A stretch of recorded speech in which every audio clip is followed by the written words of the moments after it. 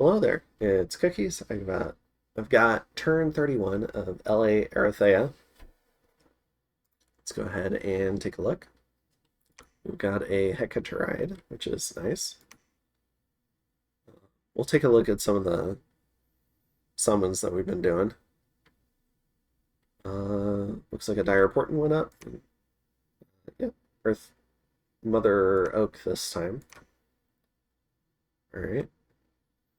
And we've got a number of spells, or not spells, battles going. Sorry, I'm just misspeaking today a lot. We've got Utgard and Flagra duking off, and it looks like it's just a pain. Or they patrolled out a scout, probably maybe doing blood hunting. We have the Caelum Jomon War, so let's go ahead and check that out. Caelum's going to sit on Jomon. We have this army here, and just PD. So, just a straight up fight.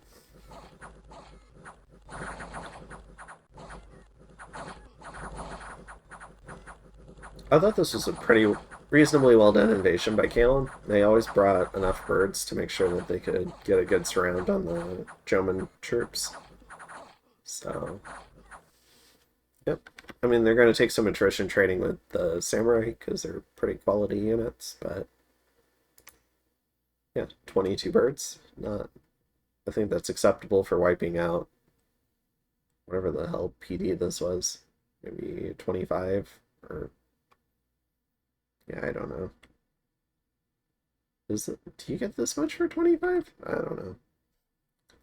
And then we have a battle in Swandi where Jomon attacks. So we have the main Jomonese army. It looks like two of the Ryujin have joined. We've got Thunder Whip and Vine Shield kits. I guess one of them has a Vine Shield. We have the little hero guy, Son of the Dragon King. We have this guy, the Red Devil. Kind of cool little lore thing where they disguise themselves as devils to sneak into the devil camp and help overthrow them. And a number of mages, I think probably mostly earth mages. Yeah, the same, probably a lot of the same stuff they did previously. And then we have all the birds. So many Iron Crows. 14 attack, 17 damage, 15 defense, 14 protection. Pretty solid troops. And a bunch of Stormguard, who also have decent stats and can fly in storms. So, and then a number of mages on each side. And we see Wailing Winds coming up. So I have a feeling this is going to be, this was already looking lopsided. I have a feeling it's about to get more lopsided. So, really big thunder strikes happening in the middle here.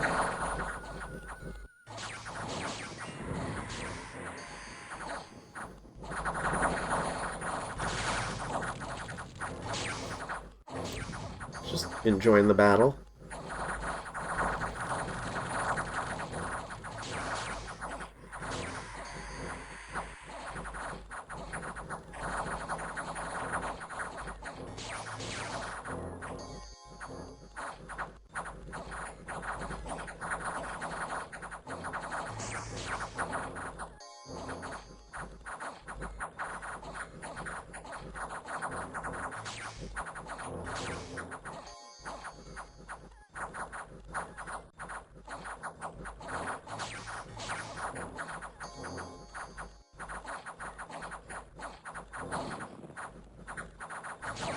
And then we start getting some bad Thunder Strike aim. Opens up a gap in the lines.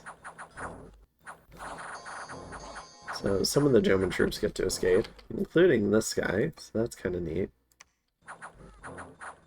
Little Water 3 escapes. But if we jump into this really quick, I think all the retreat routes are cut. So you jumped on the capital here. I was already here, so this army's dead. So they looked like they escaped, but they did not. No one escapes the bird. The birding. And let's see, we've got the Bogaroost Raga War. So Smelia Druzina, kill PD, and a scout gets killed. Ulm and Vettiheim. So we have the storming of Vettiheim, which might be the highlight of the turn. Besides the Jomon battle, because that was a pretty big fight too.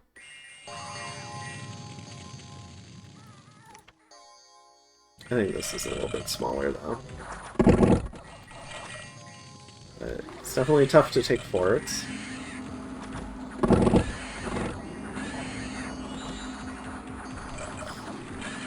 Goblins holding the gate. Well, not anymore, goodness. Oh, yeah, they are. The Ethereal Templars on the attack rear. Pretty good strategy to get through the gate. Or kill stuff behind the gate, that is. So, kind of a massacre. One Illuminated, two Behemoths, Black Templar, 6 ghouls. Oh, maybe that's like one, just the capitals, like turn of recruitment to like build this stuff. I don't know. Depends on the scales. And then wiped out the Vetti force. So goodbye Vettiheim. Well played.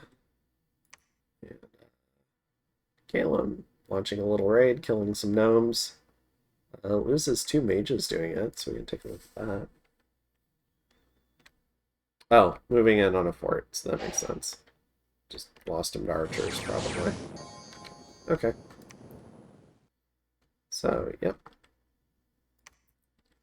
And we get a really nice suite of events. Get the luck scales. The other guy dies from disease. Alright, so along the southern front, Caelum has taken all of his allotted territory and one of mine. I'm assuming just to help cut retreat routes, and I'm assuming he would let me pass to go move in here. If he didn't, I'd probably just attack it because it was in our border agreement. So, I don't know. I can, I don't know. Like, maybe that would start a war with Caelum and I'd just lose, but I don't know. You agree to something and you break it, I'm liable to just not care about agreements with you anymore. But I'm assuming he was just holding on to this, and as long as I gave him notice, he would let me in. And moving the main army down here. And we're moving a backup force here to protect at least one line of retreat. We have a little bit stuck here. We still have the PD to help protect this as well. Although Erytheia could, maybe it would depend on what they did, but Erytheia could definitely clear 20 barbarians. Probably with just a water elemental. And we're doing a little bit of augury, but otherwise we're trying to focus on research. Trying to break into nature a little bit more, get our nature income up. So we're sending this guy back out to site search. We clearly don't need foul vapors anymore for Jomon. We're going to get some boots of the messenger. We've got a Hecatoride, Naiad, and we're getting a Hesperide. So we're breaking into our national summons using that Conjuration 6. And continuing to do some mage recruitment at least. I think I was putting down some more infrastructure this turn. So, rock walls, attack event. Yeah, putting down a little bit more infrastructure this turn. And I think that's most of it. I do know it might have been a couple of turns prior, but Ulm and Man end up piecing out. Ulm convinced Man that it would be sufficiently bloody, probably with a lot of cheap magic duels, that Man should leave Ulm alone. And then Ulm is celebrating their new second capital. Flagra is still doing whatever this is up here with a pile of Garm herdings sitting 2 provinces away that don't feel like doing anything. And yeah, I don't I have no idea what's happening up here. The politics between like Man, Utgard, and Flagra. But and then we're continuing to do a little bit of a build-up.